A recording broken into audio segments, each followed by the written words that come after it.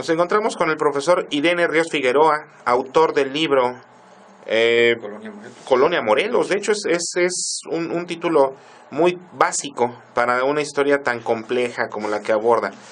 Para empezar, es un orgullo el que haya visitado este día las instalaciones del Notidiario. Le agradecemos mucho el que se tome el tiempo y que esté aquí con nosotros, sobre todo presentando este trabajo, un trabajo que ya tuvimos oportunidad de echarle la primera vista, un trabajo bastante bien elaborado, bastante denso, una investigación pues de verdad muy bien elaborada sobre la Colonia Morelos y un hito que se vivió aquí entre 1900 y 1912, un ejemplo de ética mormona junto al río Bavispe. Así, ese es el subtítulo del libro Colonia Morelos.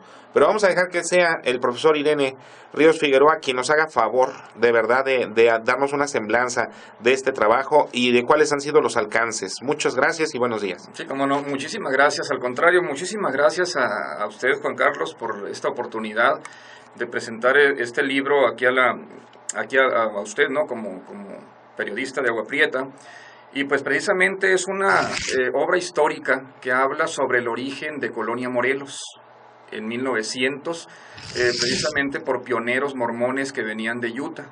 Estos pioneros mormones llegaron primero a Chihuahua, procedentes de Estados Unidos, huyendo de las leyes antipoligámicas que se habían promulgado en aquel país, porque la poligamia es precisamente una de las prácticas sagradas que ellos han seguido a través de la historia. Actualmente ya no la practican, porque tuvieron que adaptarse a las leyes de la tierra, como les mencionaron ellos en su momento, y poder llevar una vida tranquila. Sin embargo, pues en Colonia Morelos entre 1900 y 1912 sí se practicó la poligamia. Y la poligamia es el hecho de que una persona tenga varias esposas. Exactamente, sí, varias esposas y tantas como pudieran mantener, eso era lo que ellos buscaban. Entonces, pero también pues era un principio divino que difícilmente se animaban a renunciar, porque su profeta, precisamente Joseph Smith, pues era polígamo y era una práctica que ellos se veían obligados a seguir. Bien, bueno, entonces llegan ellos huyendo precisamente de esta persecución que se da en Estados Unidos a principios del siglo XX, llegan a Chihuahua, continúan, me supongo, por la franja hasta Agua Prieta, que ya se estaba apenas empezando a fundar. Sí, lo que pasa es que llegan a Chihuahua, el noroeste del estado. Después atraviesan la Sierra Madre y ellos no llegan por Agua Prieta ni Douglas, sino que más bien ellos llegan por la sierra, por el Cañón del Púlpito, bajan al río Bavispe y primero que nada fundan Colonia Oaxaca en 1892. Más tarde, buscando... Al día de hoy, perdón, al día de hoy, ¿todavía existe Colonia Oaxaca? Sí, como no, pero es un pequeño ranchito nada más, Okay. no es una comunidad como Colonia Morelos. Bien, ¿y pertenece a qué estado? ¿A Oaxaca? Digo, perdón, ¿a Chihuahua No, o a Sonora? pertenece ya a Sonora. Ya pertenece a A Sonora. Sonora. Sin Okay. embargo, es el municipio de Bavispe. Bien. Muy bien, entonces llegan por ese punto pues en este momento, digo, siguen siendo terrenos de brechas, inaccesible totalmente. Sí, Se vinieron por lo más difícil, por decirlo así. muy difícil, precisamente porque buscaban ellos lugares aislados donde establecerse como comunidades autónomas, autosuficientes y donde los dejaran practicar sus creencias en paz. Por ello ellos no se mezclaron biológicamente con los mexicanos, siguieron permaneciendo así como unidades, pero unidades económicas para ser autosuficientes y fueron endógamos, no se casaban con gente mexicana, era muy excepcional en algunas de las colonias de Chihuahua que se casaran con algún mexicano. Bien, en este caso, uno de los puntos que resalta mucho en su obra es esa búsqueda a través de esta ética, de esa autosuficiencia económica. Incluso menciona por ahí que es parte del éxito que ellos pensaban alcanzar, el ser totalmente autosuficientes económicamente para poder vivir su propia vida. Así es, y fueron autosuficientes y además se abrieron a la economía de la región porque tenían una producción bastante amplia de trigo, hortalizas, ganado, y tenían su propio molino harinero.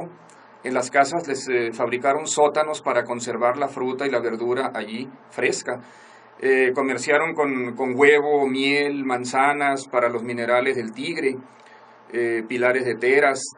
y también tenían pues ellos comercio con Estados Unidos, tanto a través de sus colonias de Chihuahua y que seguían por Ciudad Juárez, como a través de aquí de Douglas, porque ellos abrieron el primer camino de Colonia Morelos y Colonia Oaxaca hacia Douglas, Arizona. ¿Que será ahora la carretera Bavispe? Exacto, sí. ¿Esa carretera es? La carretera que lleva de Agua Prieta a Bavispe, ellos la abrieron. ¿Abrieron, quiere decir, desde abrir la brecha? ¿No existía? No existía. Caray, profesor, o sea, es un hito histórico bastante interesante el que plantea en ese libro, ¿eh? Mire, y que nadie lo conoce, tal vez ni siquiera la gente. A usted le tocó vivir aquí más de una década, sí. y es un hecho que este tipo de historias no son parte del folclore aguapretense. Fíjese, Agua Prieta y Douglas no existían todavía cuando los mormones se establecieron en las márgenes del río Bavispe. Ellos, cuando abrieron este camino para que transitaran sus carretones, porque a través de carretones era como se movían. Querían llegar a Douglas, entonces a venderles, Douglas, que era una ciudad minera. Pues no exactamente a Douglas, más bien estaba Bisbee. Bisbee ya existía, pero Douglas no. Que era un pueblo del viejo oeste, ¿no? Exactamente, sí. Querían comerciar con ellos, pues entre los famosos cowboys. Sí, y sobre todo la maquinaria que ellos consiguieron en Estados Unidos para poder transportarla por un camino más corto, porque era muy lejos ir hasta Ciudad Juárez, del Paso, Texas. Entonces, de esa forma tuvieron acceso más rápido a Estados Unidos por este camino que abrieron a pico y pala. ¿Y qué estamos hablando entonces? Que son, pues, de aquí a Bisbee aproximadamente son unos 50 kilómetros. Sí, más o menos. Unos 50 kilómetros y de Agua Prieta a Bavispe pues son otros 30. De Agua Prieta a Bavispe, no, Agua Prieta a Bavispe es muchísimo más. De aquí a Colonia Morelos son 85. Son 85 kilómetros, ¿no? Estamos hablando... serían 30 más.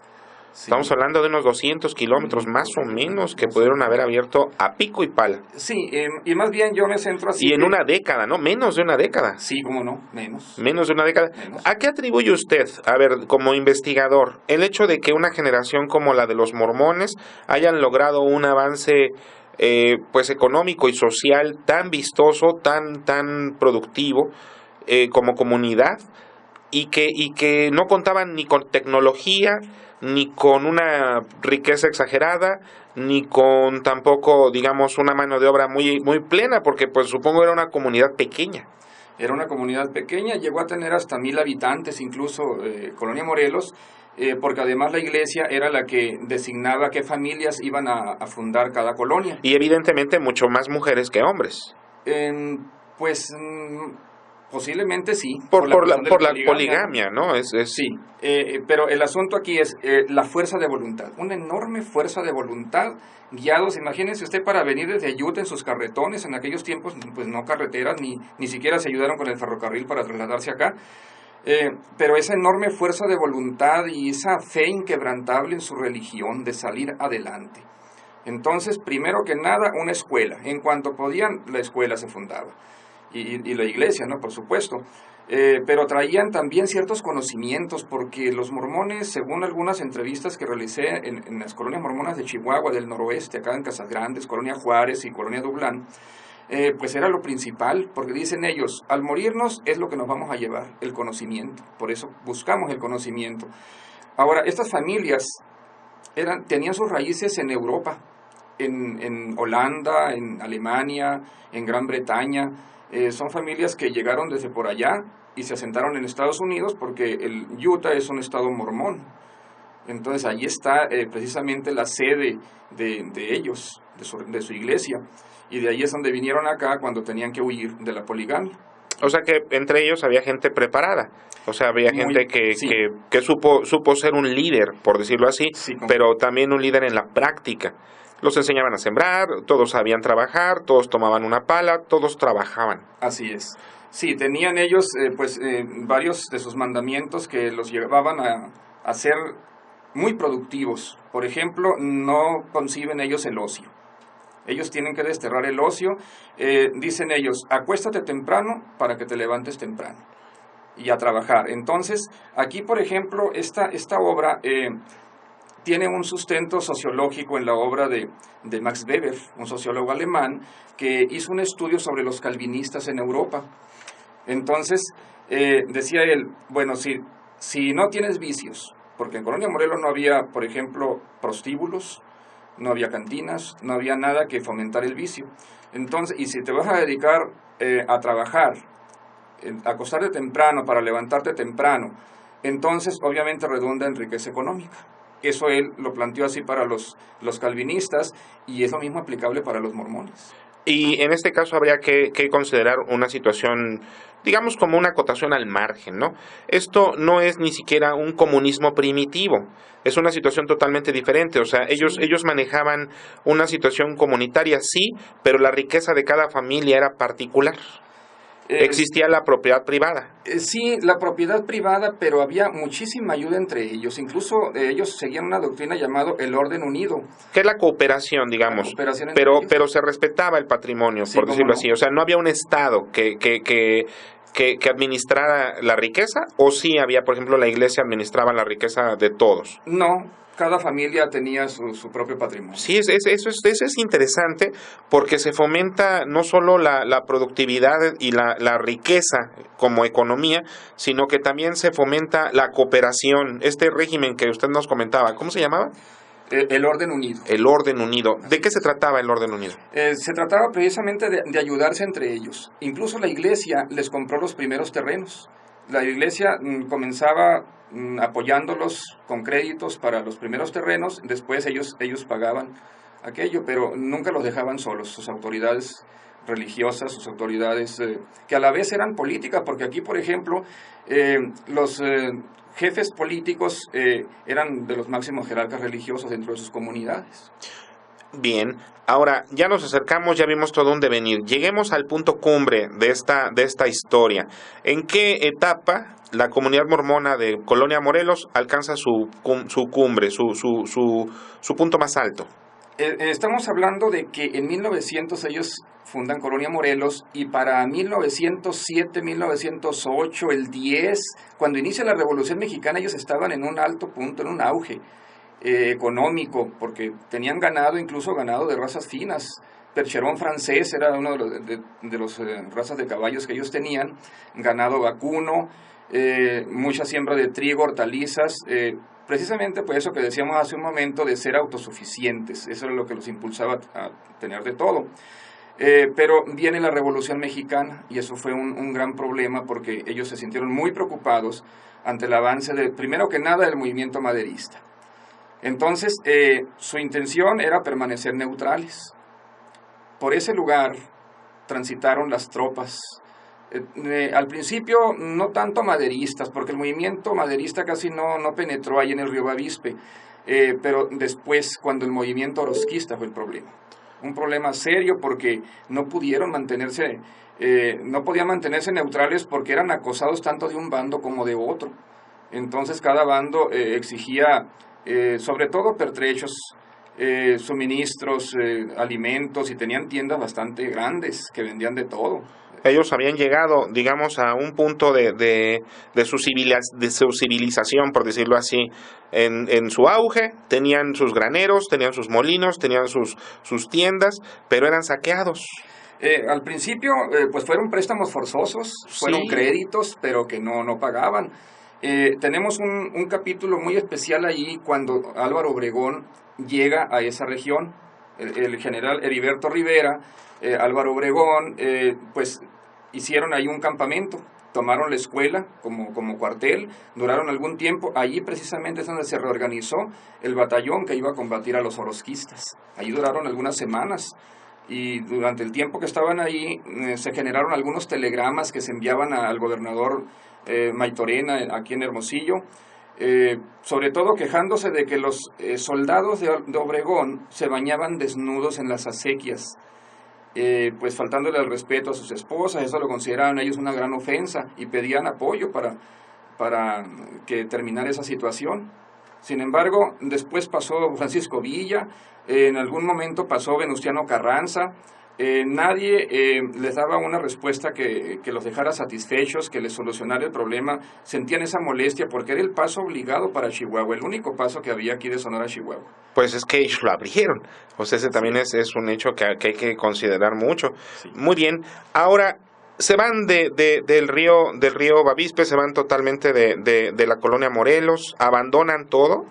abandonan todo. Llega un momento en que se tienen que armar. Por ejemplo, vienen acá al rancho Slaughter, aquí en la frontera, de donde llevan armas, porque esa persona, John Slaughter, era una persona que contrabandeaba armas y hacía todo tipo de negocios por ahí, clandestinos. Entonces él los proveyó de armas. Jóvenes mormones venían acá y en sus carretones, debajo de la paja con que cargaban sus carretones, llevaban armas. Pensaban en enfrentarse a quien les siguiera haciendo daño, pero la recomendación prudente de sus autoridades les dijo que no lo hicieran, que mejor abandonaran el lugar. Se vinieron pues varios carretones. Hay un telegrama en el libro donde Plutarco Elías Calles, comisario de Agua Prieta, avisa al gobernador Maytorena de que 30 carretones mormones han pasado hacia Douglas con familias mormonas y que vienen más en camino.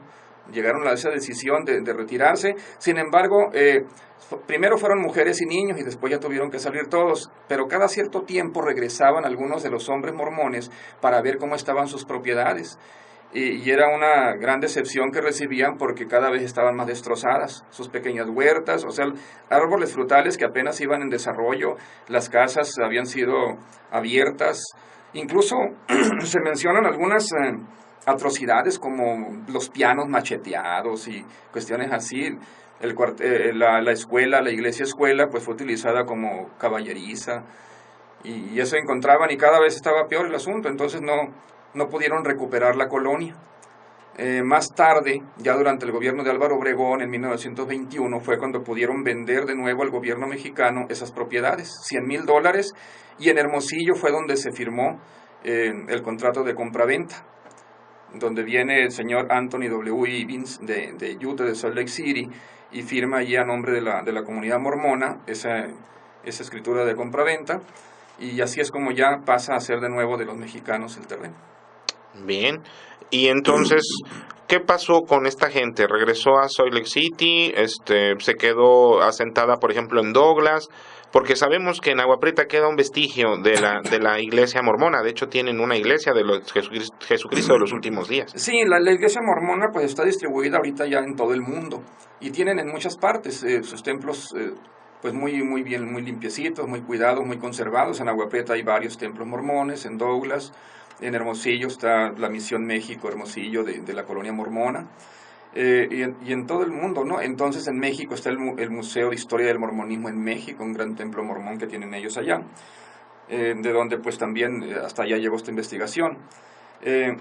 Y pues exactamente las familias que salieron de allí fueron dispersadas en todo el territorio de Estados Unidos, sobre todo aquí en Arizona. En Douglas debe haber, por ejemplo, hay familias Lily White mencionadas aquí como pioneros mormones de Colonia Morelos, y aquí hay familias Lily White en Douglas, Arizona, en diferentes partes de acá del sur de Estados Unidos. Muy bien, pues profesor, invítenos a leer este maravilloso libro, Colonia Morelos, un ejemplo de ética mormona junto al río Bavispe, una etapa de 1900 a 1912.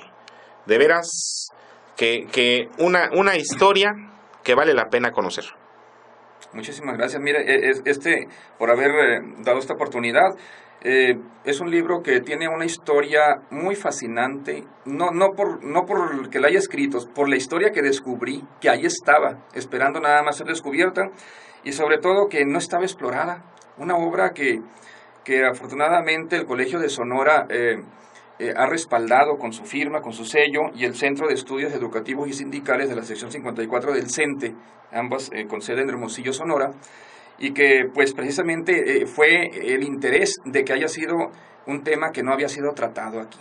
Ciertos artículos nada más de Estados Unidos habían tocado el tema, pero no con una profundidad como la que se está haciendo ahora. Estos son varios años de investigación, al menos 6 años de investigación exhaustiva, que incluye pues fuentes de Estados Unidos, desde la Arizona Historical Society, la Universidad de Arizona, en México el Archivo General de la Nación, el Archivo de Relaciones Exteriores, el Archivo de la Universidad Iberoamericana, y muchísimas entrevistas en recorridos por las colonias mormonas que aún quedan. Por ejemplo, queda Colonia Juárez y Colonia Dublán aquí en el noroeste de Chihuahua, que todavía ahí están las familias y ahí están algunos de los descendientes de pioneros, y ellos siguen. Esas colonias fueron abandonadas momentáneamente, pero luego recuperadas. Entonces, Sí, los invito a leer esta obra, es algo muy importante para esta región. Yo trabajé aquí durante mucho tiempo y era una situación, sentía yo una deuda profesional, una deuda de ética académica, el llegar a dejar algo aquí en esta región y que sigo frecuentando. Muy bien, pues no nada más lo deja, sino lo deja para la posteridad, definitivamente. Colonia Morelos, ¿dónde podemos adquirir este libro? De una vez vamos haciendo un pequeño comercial. ¿Dónde está a la venta? Mire, este libro se puede adquirir aquí en la librería Joana de Agua Prieta. Allí hay un ejemplar y también hay contacto para conseguir más. Aquí hay algunas personas que al que se pueden acercar y conseguirlo. Allí, por ejemplo, en la Asociación de Agentes Aduanales, allí se puede conseguir. Con don Fernando Vildósola. Más bien con la secretaria, porque la secretaria forma parte de un comité de ayuda de Colonia Morelos, entonces con ese comité también se puede conseguir, y ahí está uno de los contactos en esa asociación. Muy bien, pues profesor, muchísimas gracias por su visita a Notidiario y muy al pendiente con esta lectura de Colonia Morelos. Muchísimas gracias.